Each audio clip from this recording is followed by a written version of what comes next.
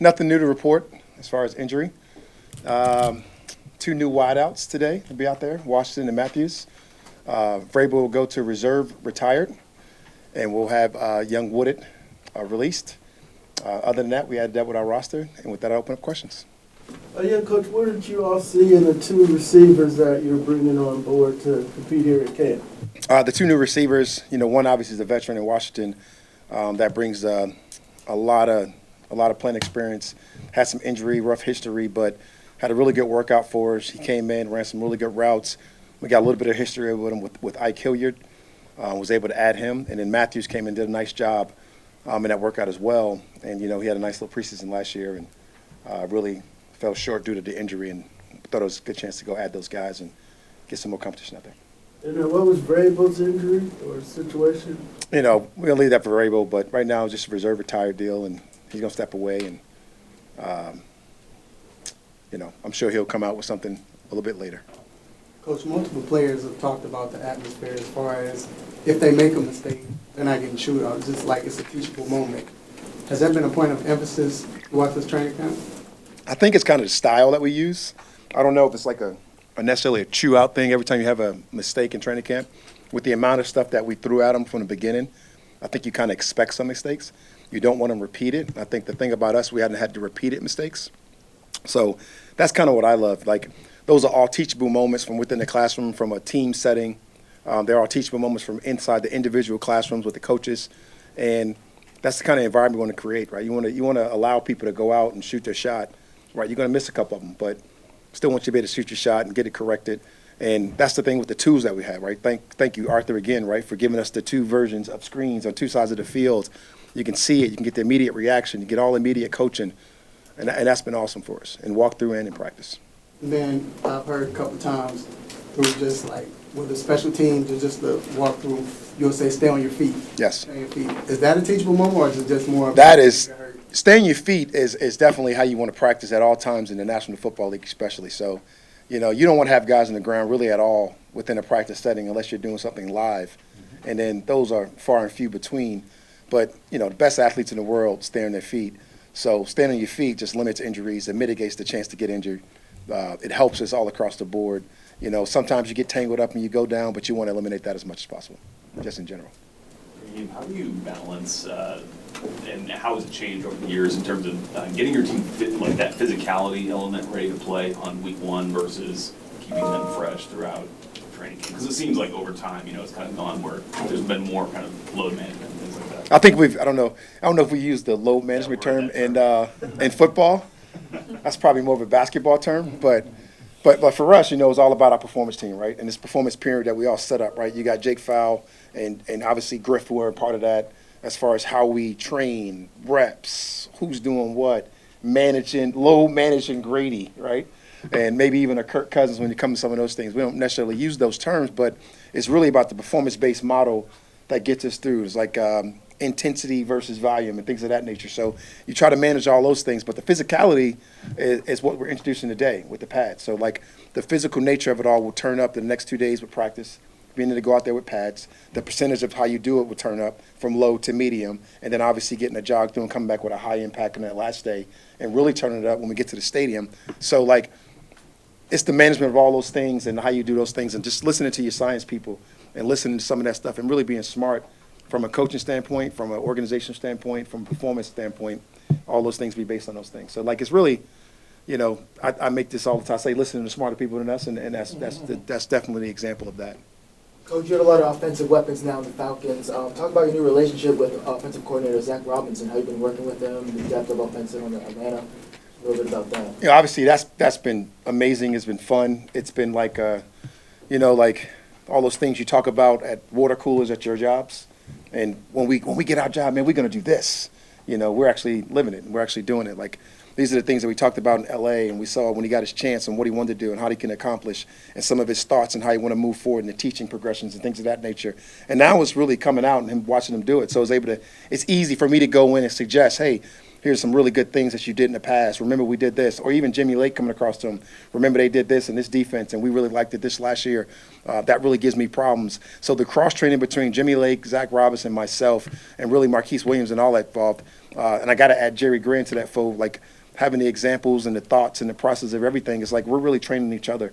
And it's kind of our job to make sure we go out there and be able to give each other hard looks and hard things in order to get those things going. So, like, that's the detailed part of our relationship that's continuing to grow that I think will be a really good look for the Falcons moving forward. Do you remember the first game you called? The first game I called. The first time you called a game, do you remember that? Do you have any memory of it? Understand that? Did it feel like it was going super fast? I can tell you the biggest game I remember calling, Okay. the Super Bowl in L.A., when the first moment of nervousness really hit me. And I'm like, oh, it's the Super Bowl, right? And then it immediately clicks out, and you go back into that zone, right? I remember that feeling, right? The first game, I think it happens so fast for you that you don't really get to that nervous point because you feel so prepared that you've been working on this all your life, and this is your moment, right? I don't really have a necessarily moment like that or memory, but I do remember the L.A. Super Bowl going, man, oh, this is a big deal. Having that moment, that aha moment. So maybe the same for other people, but for myself, the first moment I don't remember as much. I do remember the biggest moment. Can you envision, as a former player, what it would be like to come back after not being able to play for 2 years?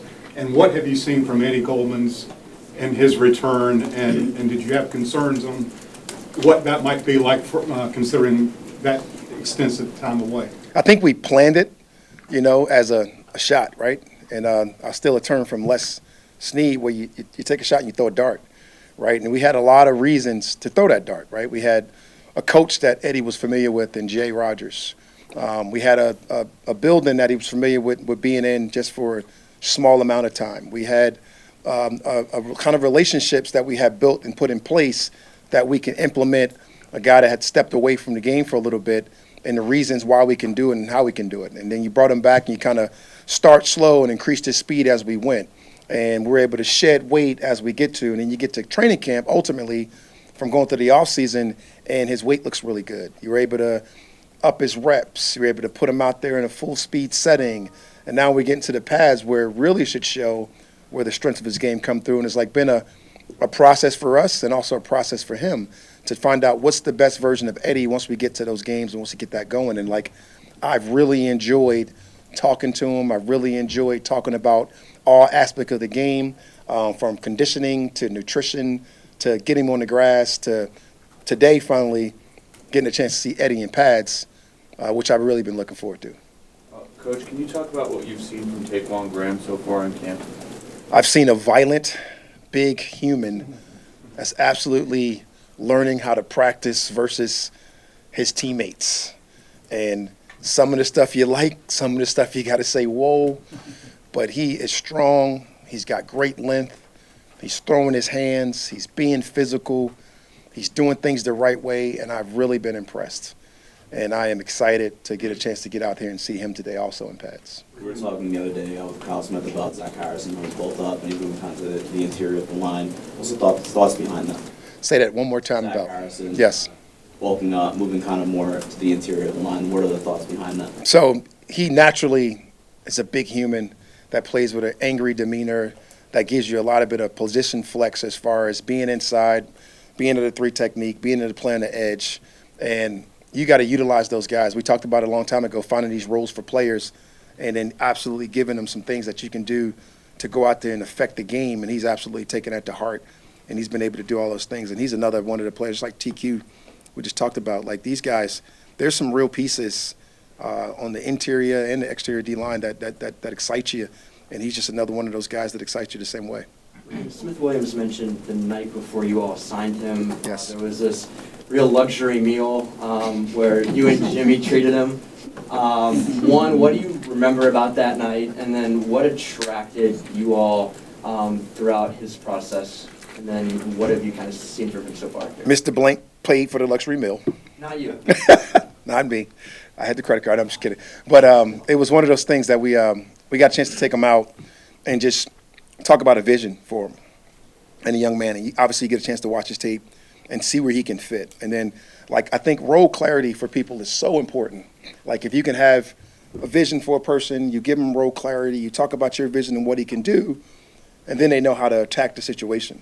Obviously, you get a chance to eat the meal that night and really get a chance to meet us and know what we're about, get a couple jokes in there, have a lot of fun, talk some football, talk about the vision of the play for the player, get him to sign, get him here, the excitement happens. And now you just start to move him into that direction, and then you get a chance to go out there and practice and it start to come to life. And Allison's not here yet, but then you're kind of like laughing because you get the shock of people asking those questions of, you've seen him with the ones. Well, role clarity is pretty defined, right? And what he has been is a big-time run-down-ish backer that's been able to stop the run, that has the ability to show a little bit of pass rush when he's given opportunity. So now you got a chance to get those guys out there and put them in those moves and get them in those grooves, and he's really showing up because he is playing so clear. He is playing with just a light head. He's playing with an easy mind, an easy heart, and just having fun. And he's been fun to watch grow. Speaking of the ones, how has Berlin Trice earned your trust to receive opportunities with the first team? Whoever's the best guy is going to get some opportunities, and Trice is no different, right? A young draft pick that's coming here and absolutely taking everything as far as he can take it. You get a chance to watch Hux absolutely rip his face off and get him going. You get a chance to watch the young man go out there early, hit bags, go through steps, go through the footworks, really learn what we're trying to do and what the rules of engagement are. And he's been exciting, right? Remember when he first got here, I had to tell him slow down so much, get away from Kurt and all these things. He's really learned his lesson, right? He's only had probably one close encounter with Kurt since we started with camp and since he's got some of his lessons. And that's just a young player growing. That's going to give us some really good things this year, and he's exciting, Terry. Who's most excited to get the pads on that you now don't have to hold back? This is a pretty young football team, and they've done a good job of creating energy and juice. And it's hard to say who's most excited, but you got to think the D linemen and the O linemen, they have to be just so eager to go, right? Because the offseason for those guys are, hey, not as much contact, slow it down, play with your hands, do all these things. So now they can finally turn it loose. Those two cores on the front, they got to be ready to go. They got to be just ready to just turn it up. Is that where you're looking the most, or is there another aspect? That is where I'll be looking the most there. I mean, the front part is up front when you put the pads on, as you guys know, when you get a chance to look at that stuff. That, it's fun to watch Elton go watch the perimeter and 7-on-7 when we got on just helmets and things of that nature, like you guys have been talking about the last couple of days.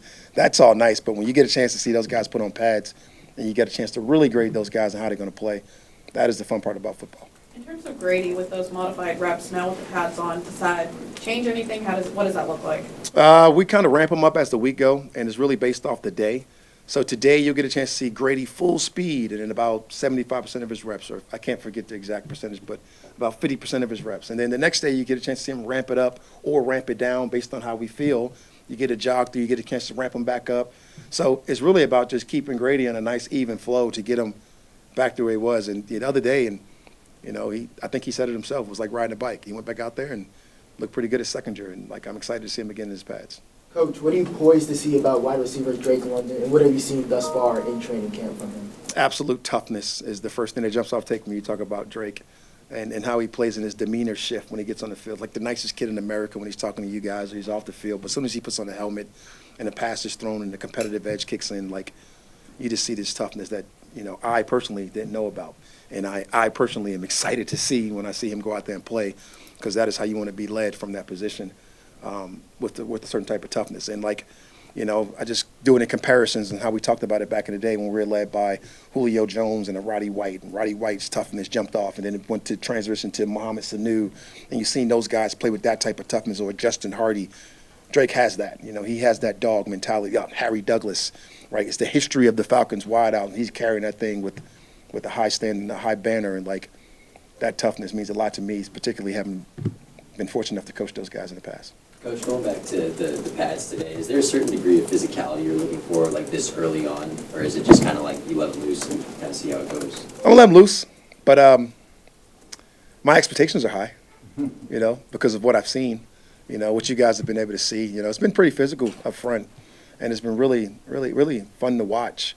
to watch those guys move around without the pads. So like today with the pads, it's always a little different when you got the shells on because it doesn't sound like it did when we were younger back in the day when you could hear all the crackles. But when you actually get a chance to go watch it on tape, it doesn't feel like it's as violent, but it is, and it's played the right way. And these guys, I'm looking forward to those guys going out to do it today. So when you put them on, you can't go from 0 to 100 right away. What's the ease-in period, and then what is the first 9 on 7 and goal line drill? You love 9 on 7. 9 goal line. He is so old school. He's trying to get me fined every day. He wants me to do Oklahoma drills. He's out of his mind, this lad. No, but today, lad, we won't get into those type of things. The things you're easing in today, we have the full speed pads and indies, obviously. You get a chance to add the one-on-ones now. You can incorporate some of those things.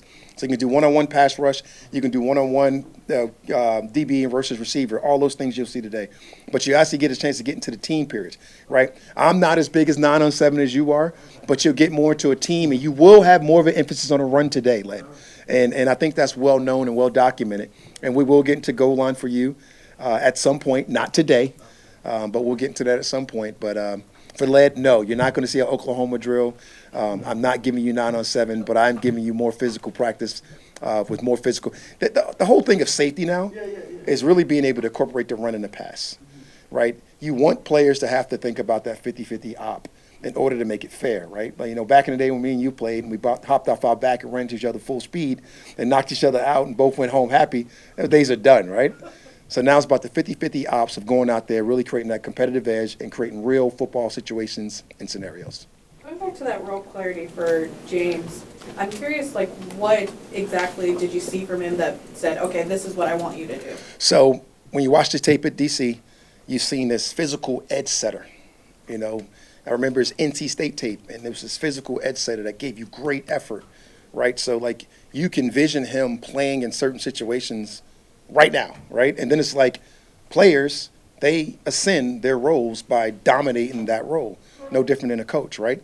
You can have a guy that's put into a position to be an assistant secondary coach, but he ascends his role within the organization because he does more. He kills his role, dominates his role, owns it, and then he gets outside of his box, and there's no different from players. And James is one of those guys that's kind of role clarity, the ability to go practice, the ability to be present every single day within that role, and now you're watching it grow, and it's not shocking because you see it so much in football, but it's just nice to see around here. Coach, it was announced today that the Falcons sold out their season tickets for the first time in a while. What does that excitement and buy-in from the fan base mean to you and to the guys in that locker room? The fan base is the most critical thing for us, right? That's what we talk about. And then, obviously, the other people that are involved in that do so much work behind the scenes and selling the tickets and promoting the team, that's the other important part, right? We got a social media team. We have Greg Beatles just in charge of all this stuff. We got all the guys that really ramp up the excitement for football, right? And then obviously going out there, getting Kirk Cousins absolutely ramps up the excitement. You guys are a part of that, ramp up the excitement with the Michael Penix stuff and all the stuff about the quarterbacks. We're all a part of that within this room. We're all a part of that within this organization. And I think that's just the exciting part about being a Falcon right now. So for us, that stuff is the fun part. That stuff is the cool part. That stuff is the stuff that you look forward to doing and why we do it. Hey, Coach, Raheem McLeod has gotten a lot of time with the ones, kind of like a wide receiver 3 spot versus spending most of the time as a return man in other spots in his career. What have you seen from his skill set where you guys have prioritized him as a receiver rather than in the return game? It was Ray McLeod was one of those things when you go way back and you talk about me coaching wideout again. It was one of the guys that she went to Clemson out and worked out and thought he was could be a bigger part than he had been up to this point in his career. And then you get a chance to watch him play a little bit in some of those down-the-line games at San Fran or be able to jump in and do some things out there. Also, you got a coach on staff that absolutely coached him when he was in Pittsburgh and got a chance to when he got a different role due to injuries. And then you brought him in here, and he's done nothing but show us what he's capable of doing every single day, being consistent, going out there playing at the F position and doing some of the move type stuff for us, along with Rondell. Rondell's starting to heat up a little bit right now in camp, and that battle and position battle of all those guys is really the vying for playing time, right? And I couldn't be more happy and excited about what those guys have done from a detail, from a work ethic, from a go out there and try to go get it mentality. And he's just one of those guys that's absolutely bought into that role and what he's trying to do as well. Now, you're talking about giving guy a role and the guy being real clear and getting that clarity and going out there and absolutely performing. He's one of those guys as well.